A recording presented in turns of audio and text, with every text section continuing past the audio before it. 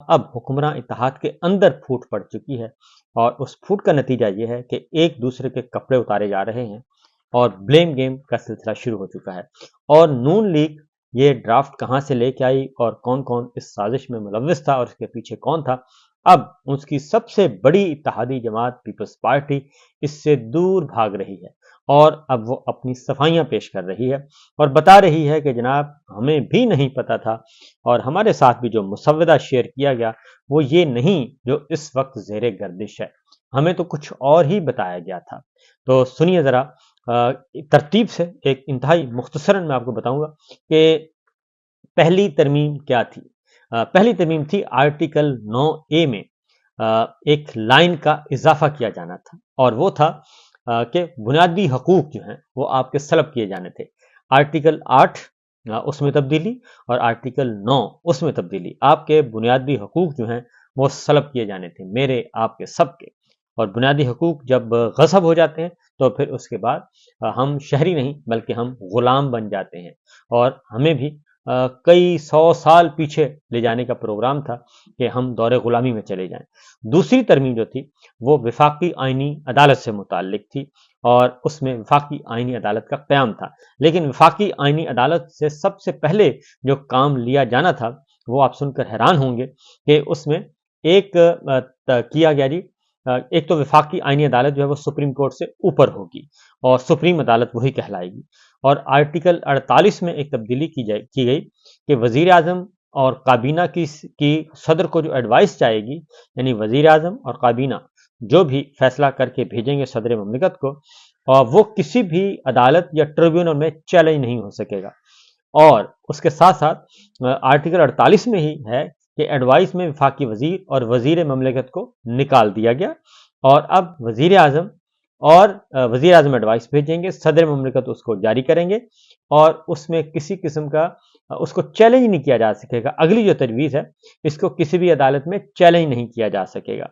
और आप सुनकर इसमें हैरान होंगे कि ये एडवाइस क्या होगी। ये एडवाइस जो है आगे जाके इसमें एक और तरमीम की गई है कि हुकूमत पाकिस्तान के खिलाफ काम करने वाली जमात का मामला सुप्रीम कोर्ट के बजाय वफाकी आइनी अदालत को भेजा जाएगा। यानी पाकिस्तान तहरीक इंसाफ पे जो पाबंदी है का मामला है वो सुप्रीम कोर्ट को रेफर नहीं किया जाएगा, वो वफाकी आइनी अदालत को भेजा जाएगा। और वफाकी आइनी अदालत में कौन बैठा होगा? काजी फाइज ईसा साहब बैठे होंगे या इनके कोई और बैठे होंगे जिनको के वजीर आजम शहबाज शरीफ और जरदारी साहब अपॉइंट करेंगे और उन्हीं को पार्टी पर पाबंदी भेजी जाएगी और वही फैसला करेंगे कि सदर ममलिकत और आसफ और शहबाज शरीफ साहब का जो फैसला है वो दुरुस्त है या गलत है।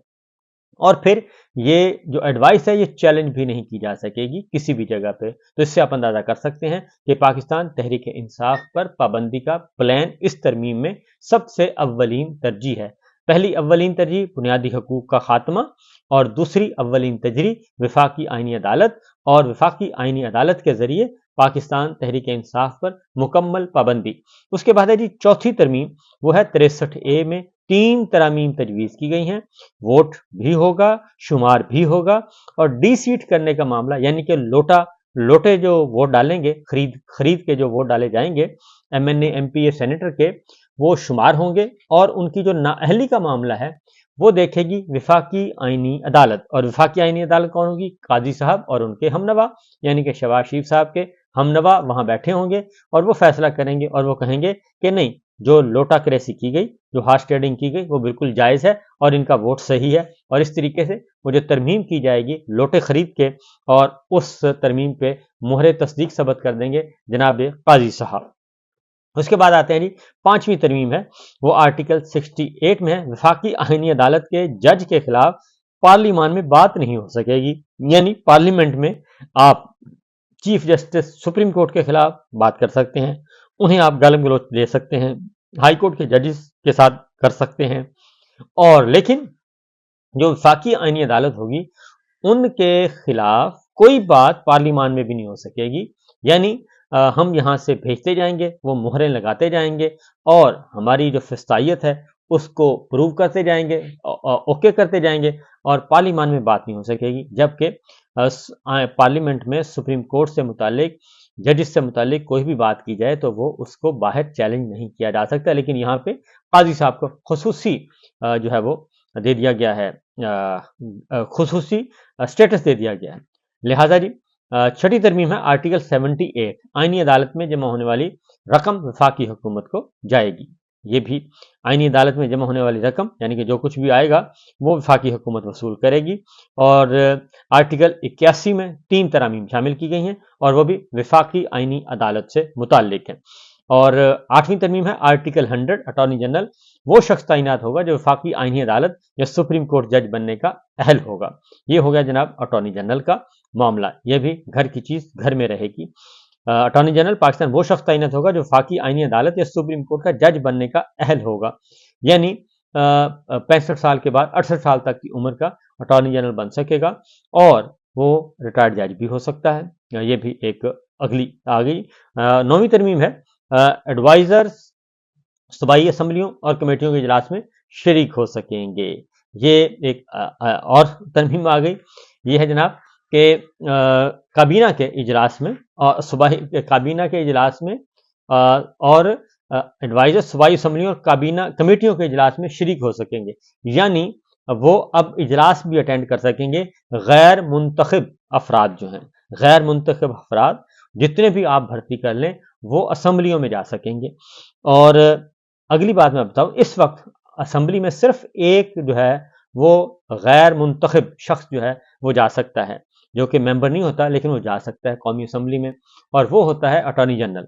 अटॉर्नी जनरल वाहिद अथॉरिटी है, वाहिद ओहदा है जो कि कौमी असम्बली का और सेनेट का इजलास अटेंड कर सकता है और बाकी कोई नहीं कर सकता। लेकिन वो कानून ख़त्म किया जा रहा है और अब जो होंगे बेशुमार लोग अब वो जा सकेंगे जी, और इस तरीके से अब वहाँ पे मछली मंडी होगी।